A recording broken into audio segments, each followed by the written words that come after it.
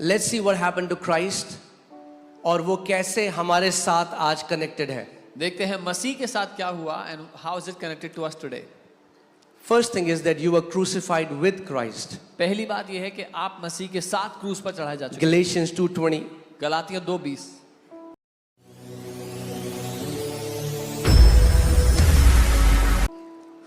Paul says, I have been crucified with Christ. It is no longer I who live, but it is Christ who lives in me. पौलुस ने कहा मैं मसीह के साथ क्रूस पर चढ़ाया गया हूं, अब मैं जीवित ना रहा पर मसीह मुझ में जीवित है. ओके सो हमारा जो पुराना मनुष्यत्व था, आप जानते हैं पूरा, जब आप पुराने टाइम में देखेंगे सारे लोग क्या कर रहे हैं, they are trying to find an escape from sin. Our old man, all the people they are trying to, वो पाप से छूटना चाह रहे हैं, उससे बचने की कोशिश कर रहे हैं. यही पुराने ऋषियों की भी प्रार्थना थी. अस्तो मां सद्गमय तमसो मां ज्योतिर्गमय. हमें अंधकार से ज्योति की तरफ ले, हमें मृत्यु से अमृत की तरफ ले जा. और यीशु ने कहा मैं जगत की ज्योति हूं, मैं ही जीवन और पुनरुत्थान हूं. They were praying, lead us from darkness to light, from death to life. And Jesus said, I am the light, I am life and resurrection. Okay? कर्म करके आप पाप की साइकिल से बाहर नहीं आ सकते. By works, by the virtue of doing works, you cannot come out of the cycle of sins. यीशु मसीह ने बोला सदूसियों से, बोला तुम वो जो धर्म के लोग थे, धार्मिक गुरु थे उस टाइम के. यीशु ने कहा हाय तुम पर, तुम वो हो जो अंदर से तो सड़े हुए हो मगर बाहर से प्याले को साफ करते हो, मगर अंदर से सड़े हुए हो. अरे बाहर से व्हाइट कपड़े पहनने से साफ नहीं हो जाओगे जब तक अंदर साफ ना किया जाए. Jesus in the times of his religious leaders he said you're like graves inside that are rotten but on the outside shiny and white. मैं आपको एक बात कहूं, और बाइबल बताती है हमारे अच्छे कर्म कैसे हैं, गंदे फटे पुराने चिथड़े. And the Bible tells us our good works are like filthy rags before God. तो अगर आप एक कप लो जो गंदा है और एक गंदा कपड़ा लो और साफ करो तो साफ हो जाएगा. If you take a cup that is dirty and you take a dirty cloth and try to clean it, will it ever be clean? इसीलिए हमें एक उद्धारकर्ता की जरूरत है. This is why we needed a savior.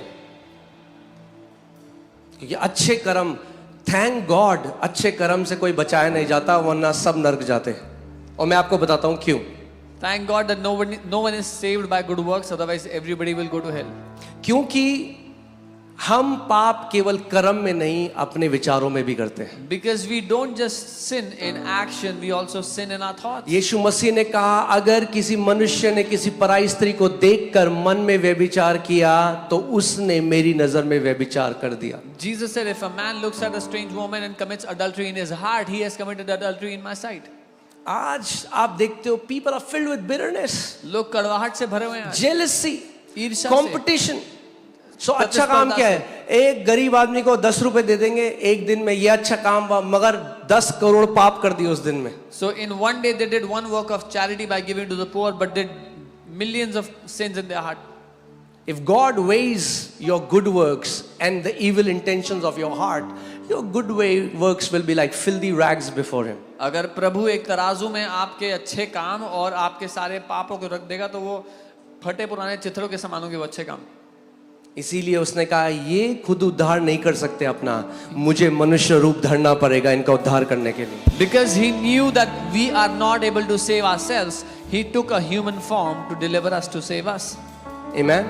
और जब यीशु मसीह क्रूस में गया तो केवल वो क्रूस में नहीं गया, हमारा पापमय स्वभाव भी उसके साथ क्रूस पे चढ़ाया गया. And when Jesus went to the cross, he did not go to the cross alone, but our sin nature was crucified with him. मेरे पीछे बोलो, I was crucified with him. मेरे साथ कहो, मैं उसके साथ क्रूस पर चढ़ाया गया. So पुराना जो जीवन था, पुराना जो मनुष्यत्व था, वो क्रूस पे चढ़ाया गया. That old man of sin, that old life has been crucified. Second, दूसरा, you died with him. आप उसके साथ मारे गए. Colossians 3:3, for you died and your life is hidden with Christ in God. कोलोसियों 3:3 तुम मर गए और तुम्हारा जीवन मसीह के साथ परमेश्वर में छिपा हुआ है। The old you is dead. जो पुराना मनुष्य है वो Isn't that a good news? क्या ये अच्छी खबर नहीं है? क्योंकि लोग कहते हैं मेरे साथ ऐसा हुआ, मुझे बचपन में अब्यूज किया गया, People मुझे say- बचपन में प्यार नहीं किया गया। अरे वो पुराना मनुष्य तो मर गया और एक नया मनुष्य तो परमेश्वर ने आपको दिया है। People say this happened to me. I was molested as a child. I was not loved. That old man is dead. You are a new creation. Okay, Christianity isn't about behavior modification.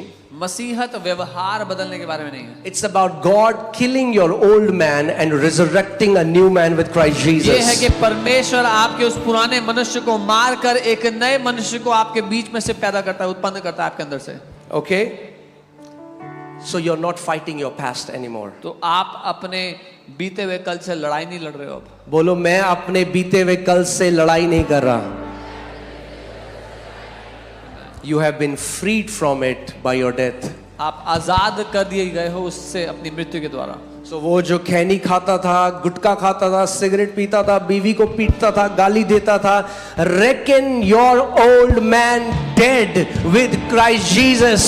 The man who was in addictions, was an abuser, वो अपने पुराने मनुष्य को मरा हुआ जान लो मसीह में। Okay? It's not willpower. God killed the old man.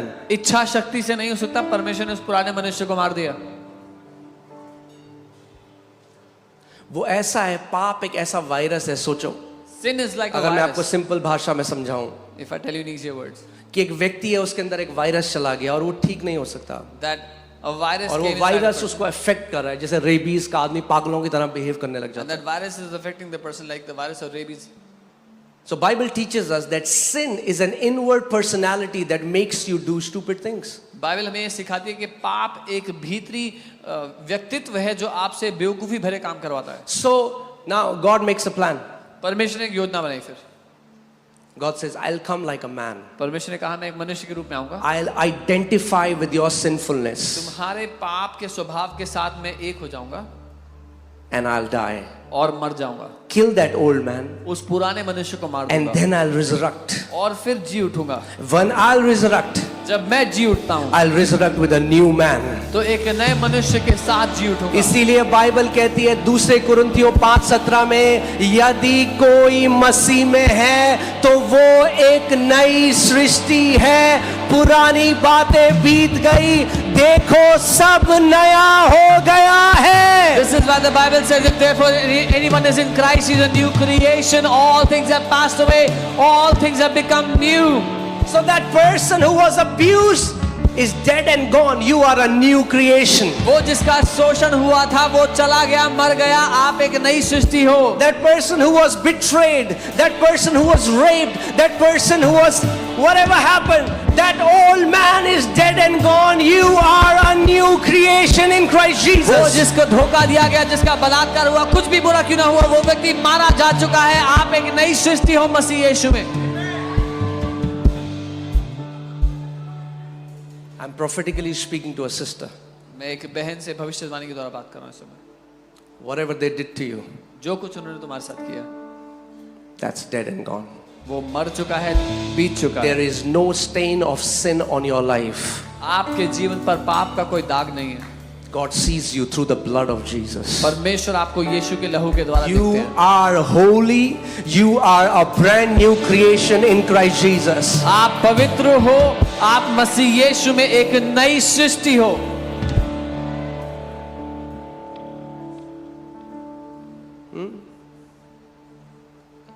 लोग आपको बोलेंगे अच्छा अब बहुत धर्मी बन रहा है। People बोलो say, वो "Oh," पुराना मनुष्य तो मर गया। if people say, "Oh, you're trying to be too righteous," say the old man is dead. You are not defined by what people did to you. You are defined what Christ did for you. आपकी पहचान इस बात से नहीं कि लोगों ने आपके साथ क्या किया है, आपकी पहचान इस बात से है जो मसीह ने आपके लिए किया है। बोलो मैं एक नई सृष्टि हूँ। Say, I am a new creation. बोलो मैं एक नई सृष्टि हूँ। Say, I am a new creation. परमेश्वर की नजर में पवित्र, ग्रहण योग्य। In the sight of God, you're holy and accepted. Okay. So none of you should be fighting with your past. आप में से कोई भी अपने बीते हुए कल से ना लड़ो. You're not that person. आप वो व्यक्ति नहीं हो. That's why Jesus said, when you believe in me, you get born again. इसीलिए यीशु ने कहा जब तुम मुझ पे विश्वास करते हो तो नया जन्म या ये दोबारा दूसरा जन्म पाते हो. नहीं है, It's not ये a second. आत्मा से जन्म लेना है दोबारा. It's being ये birthed, उद्धार को पाना है. being birthed from the Spirit of God Amen. to receive salvation. मैं शरीर से जन्मा, जो शरीर से जन्मा वो मेरा शारीरिक जन्मदिन है, जब मेरी माता के गर्भ से मैं पैदा हुआ. मगर ऐसे ही जिस दिन मैंने उस परमेश्वर को जाना, यीशु के नाम को जाना, मैं उस परमेश्वर की गर्भ से पैदा हुआ और मैं आत्मा में जन्मा. When I was physically born from my mother's womb, that is my physical birthday. But when I came to know the name of Jesus, I was born from the Spirit of God. Third, you were buried with him. तीसरा, आप उसके साथ गाड़े जा चुके हो. Therefore, we were buried with him through baptism into death. Romans 6:4. रोमी 6 उसका 4, उसकी मृत्यु के बपतिस्मा पाने से हम उसके साथ गाड़े गए. कई लोग क्या बोलते हैं, ये बपतिस्मा, ये धर्म बदल गया. अरे Some people say, oh, baptism is to Yeshu change मसीह ने भी religion. बपतिस्मा लिया था, तो क्या यीशु मसीह ने भी धर्म बदला अपना? Jesus also took baptism, so did he also change his religion? ज्ञान न होने के कारण मेरी प्रजा नाश हो गई है, प्रभु ने कहा. It's because of the lack of knowledge that my people are perishing, God said. Baptism धर्म बदलना नहीं, धर्म के बंधन से आजाद हो जाना है. Baptism is not to change religion, is to be free, to be set free from the bondage of It religion. shows burial. जैसे आपको गाड़ा जाता है, आपका पुराना, मैं आपको आज समझाता हूँ कि आप आपको समझ में आ जाए. छोटी से I'll tell you so you crash course. Okay, आपका पुराना मनुष्य Your old man जो पाप में था, who was in sin वो मसीह के साथ गाड़ा गया was buried with Christ. और एक नया मनुष्य, जो पानी से बाहर, एक नया मनुष्य जो मसीह के साथ उठाया गया, वो आप पानी से बाहर आते हैं. That's what baptism means. And when you come out of the water of baptism, you are a new creation, a new person that rises out. Amen.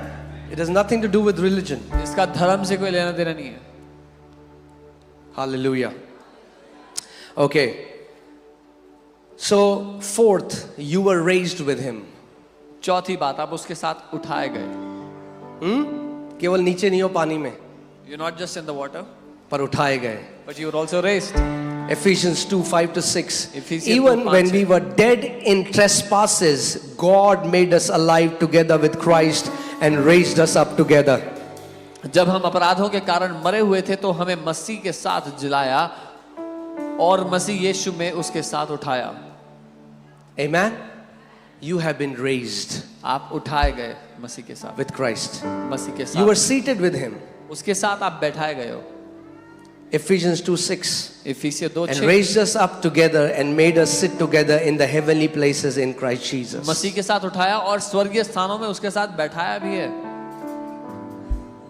Right now, इस समय you are seated with Christ in heavenly places. आप स्वर्गीय स्थानों में मसीह के साथ बैठे हुए हो. Amen. हमें समझना है मसीह होने का मतलब क्या है. हम ईसाई नहीं, हम किसी धर्म में नहीं. We have to understand what it means to be a believer. We are not in any religion. If you are in a religious Christianity, that is as dead as any other religion. अगर आप धार्मिक ईसाईयत में हो तो वो उतना ही मरा हुआ है जितना और कोई धर्म. Because if you are in a religion, there is bondage. क्योंकि धर्म में बंधन है. यीशु मसीह ने कहा, जिसको पुत्र ने आजाद किया है वो सच में आजाद है. Jesus said, whom the Son has set free is free indeed. Amen.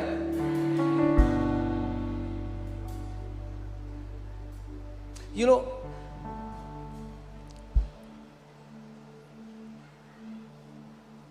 let me teach you a little bit about quantum faith and then we'll pray. मैं आपको Okay. विश्वास करना बताता मैंने आपको लास्ट टाइम क्या बताया था? क्या जरूरी है? When you pray, you believe. हूं. I told you last time, is it important for you जब to आप believe? प्रार्थना करते हो तो आपको क्या करना है? सबसे पहले यीशु ने क्या कहा? मानना है कि आपके लिए वो हो गया. जब आप when you pray, you have to first believe that it is done for you. मुझे एक what I read somewhere, मैं उसका अगले हफ्ते में आपको उसका रेफरेंस, प्रॉपर रेफरेंस दूंगा, बट एक ऑन्कोलॉजिस्ट हैं, एक कैंसर के बहुत फेमस डॉक्टर हैं इस समय, और वो नास्तिक थे और अब वो प्रभु में विश्वास करते हैं। There's a very famous oncologist. और उन्होंने एक आर्टिकल लिखा। He was an atheist, now he's a believer, and he wrote an article. जैसा आपका विश्वास है परमेश्वर वैसा आपके साथ करता है। As your faith is, so God will do to you. उनको एक कॉन्फ्रेंस में बोलने के लिए जाना था, और जब वो हवा में थे मिड एयर, तो एक आगे स्टॉर्म का वो आया कि स्टॉर्म है, तो उनको फ्लाइट जो है रूट करके अलग उसको भेज के एक छोटे से कस्बे में, एक शहर में यूएस में, वहाँ पे उनकी फ्लाइट लैंड हुई। He had to go attend a conference, he had to speak at a conference, but because of a storm, their flight had to land in a small town nearby. और वहाँ पे उन्होंने car rental से car ली, और उनका जो area था वो वहाँ जाने लगे। He rented a car from a company nearby, a car rental company, and he started to drive towards the area we had to go. और रास्ते में जाके एक जगह उनकी कार खराब हो गई। And on the way, his car stopped working on the road. उन्होंने देखा वहाँ पे एक घर है, He saw there was a house nearby. तो वो उस घर में गए He went to that house कि वो एक कॉल करें, that he would because take वहाँ a पे call, कोई नेटवर्क्स नहीं थे। because there was no network there. और जब वो घर के अंदर गए तो वहाँ पे एक स्त्री थी और उनका बेटा था, When he went to that house, there was a woman and her son in that house, और वो बहुत बीमार था। and they was very sick. और इन्होंने अपनी कंडीशन बताई, And they shared their condition.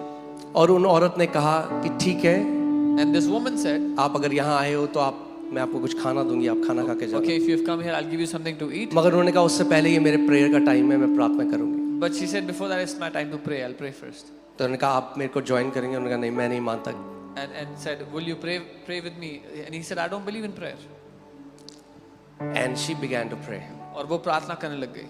अपने बच्चे के लिए जिसको कैंसर था। She began to pray for her son who had cancer. और वो क्या प्रार्थना कर रही थी? What was her prayer?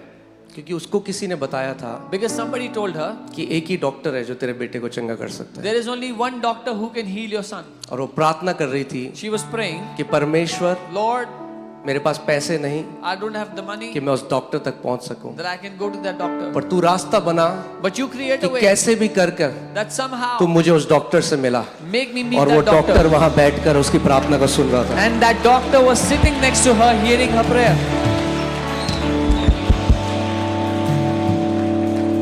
जीवित परमेश्वर है। He is the living God.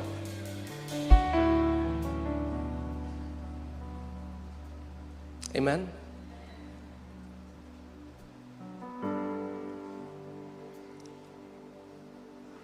एक जगह एक कन्वेंशन होती और एक परमेश्वर के दास प्रभु यीशु मसीह के बारे में बता रहे थे। There was a convention somewhere and a man of God was talking about the और Lord एक आदमी Jesus. भीड़ से खड़ा हुआ और बोला ये झूठ बोल रहा है, कुछ नहीं होता यीशु मसीह। A man stood up from the crowd and said, hey, this is a lie, there's no Jesus.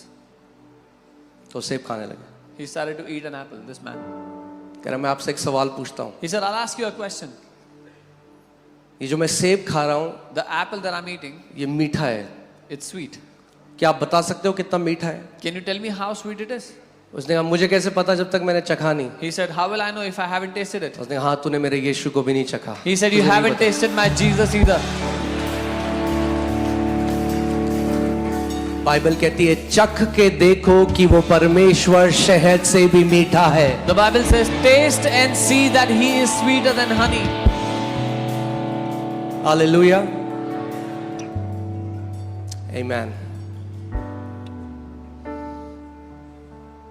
Every agnostic or atheist, her when they कोई- came to prove that Jesus is not real, end up surrendering their life to Jesus. हर कोई व्यक्ति जो परमेश्वर को नहीं मानता था और ये साबित करने के लिए आया परमेश्वर नहीं है, उसने यीशु मसीह को अपना जीवन समर्पित कर दिया जब निष्कर्ष निकला तो।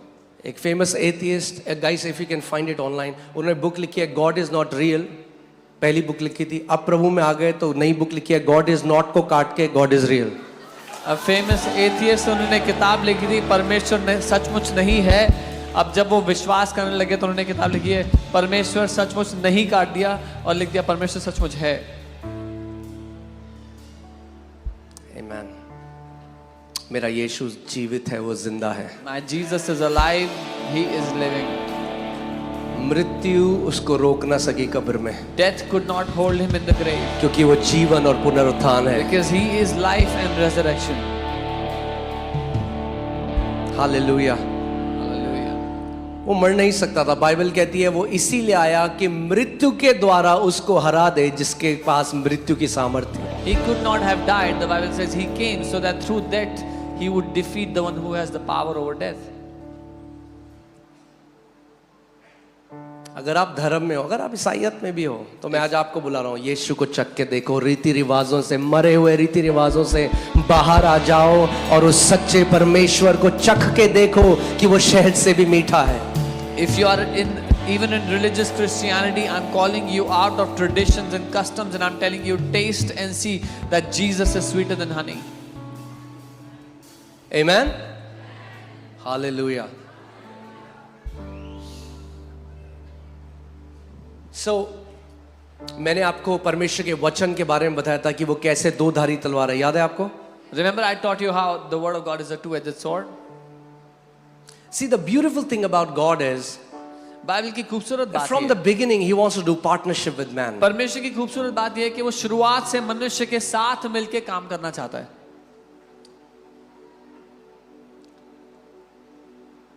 और परमेश्वर चाहता है And God wants कि आप अब उसके प्रतिनिधि बनकर काम करो। that you now would be His representatives. And So, a spiritual principle is that God will not do anything on this earth without partnering with man. तो एक आत्मिक सिद्धांत ये है कि परमेश्वर इस पृथ्वी पर कुछ नहीं करेगा बिना एक मनुष्य के साथ सहभागी हुए। आप देखो, क्योंकि एक जनरल थिंकिंग, एक बात क्या है, लोग क्या कहते हैं, अगर परमेश्वर होता तो ये पृथ्वी ऐसी क्यों है, इतना बुरा क्यों है? Because the common question people say is, why is the earth so wretched in such a bad place if God exists? इतना खराब है, बच्चों ये हो रहा है, इतना बुरा है, अगर परमेश्वर होता तो पृथ्वी इतनी बुरी क्यों है? तो हाँ, परमेश्वर नहीं है। If God existed, why would earth be in this condition? So that means there is no God. और कई लोग कहते हैं अगर वो है तो वो बुरा है, And some people say if God exists, He must be very bad. और कई लोग कहते हैं कि वो नहीं है। And some say He doesn't exist. अच्छा ठीक है, Okay. for argument's sake, वो नहीं है। He doesn't exist. अब पृथ्वी ऐसी क्यों है? अब कौन जिम्मेदार है? Now why is the earth like this? Who is responsible for the earth? हटा दो परमेश्वर को। Remove God from the scene. Now who is responsible for the things on this earth? अब कौन जिम्मेदार है पृथ्वी पे जो हो रहा है उसके लिए?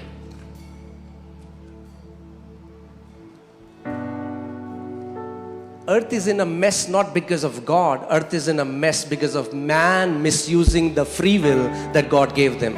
पृथ्वी इस गड़बड़ाई हुई दशा में इसलिए नहीं है कि परमेश्वर नहीं है, लेकिन इसलिए कि मनुष्य ने अपनी स्वेच्छा का गलत इस्तेमाल किया है। आप सोचते हो, कई लोग बोलते हैं अगर परमेश्वर है तो वो रोकता, उसने जब देखा कि एक व्यक्ति रेप कर रहा था उसको क्यों नहीं रोका, जब एक चाकू मार रहा था उसको तो क्यों नहीं रोका? Some say if God exists, why did He rape a man who was trying?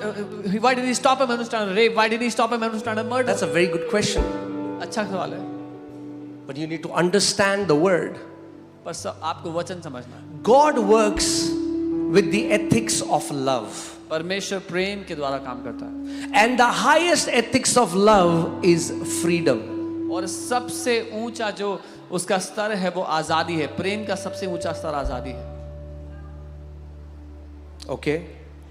अगर परमेश्वर किसी को चाकू मार रहा है, परमेश्वर आके उसको रोक दे, कोई रेप कर रहा है उसको रोक दे, तो केवल वही नहीं, परमेश्वर को सबको कंट्रोल करना पड़ेगा एक कठपुतली की तरह। आप चल रहे हो, आपका पांव पीछे हो जाए, आप गाड़ी चला रहे हो, आपकी गाड़ी। So god will not control 2 or 3 people, he will have to control 7 billion people, and you will no longer be human beings but puppets of God.